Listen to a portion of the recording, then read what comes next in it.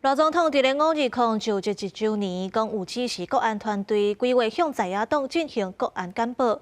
即阵南北两党是拢已经接到总统府秘书长潘bình安的电话，这日子是定伫咧6月18。不过，民众党黄国昌干那讲这资讯混乱，并无表态敢会参加。按照国民党的朱立伦讲，希望调野对话，唔是去听总统解释。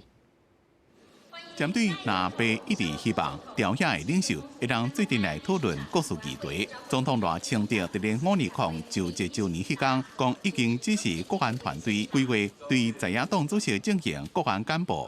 伫6月12日，秘书长潘bình安也亲自敲电话，讲日子是定伫咧6天了后，就是6月18。因果互人质疑时间伤过赶，细节无够透明。赖清德总统会不会参加？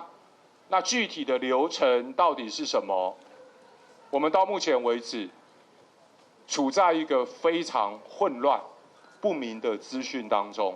在交换意见、共商国事的过程当中，我们主张公开透明、全程直播。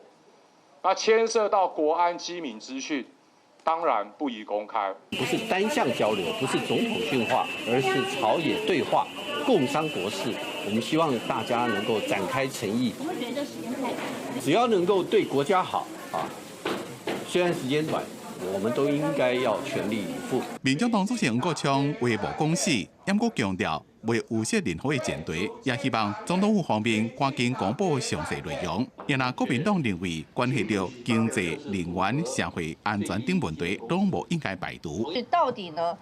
我们跟美国的贸易谈判如何？好，或者我们的一些中小企业有什么样的利益会受损？哈，这点是我们非常关心的。赖总统完全不去提这些事情，而只是要单方面的去设定非常狭窄的议题来跟在野党来做报告沟通的话，我觉得这是不够的。在野党的领袖们应当来共体国间，作为一个忠诚的在野党，总统来释出国安的资讯，就是希望携手所有的朝野政党一起来团结国家。南北两党强调。 细节会交予党秘书长去沟通。民进党立法院党团干事长吴思瑶讲，希望各界会当尊重总统府方面积极严谨的安排，避免伤过侪负面的猜测。公司新闻采访报道。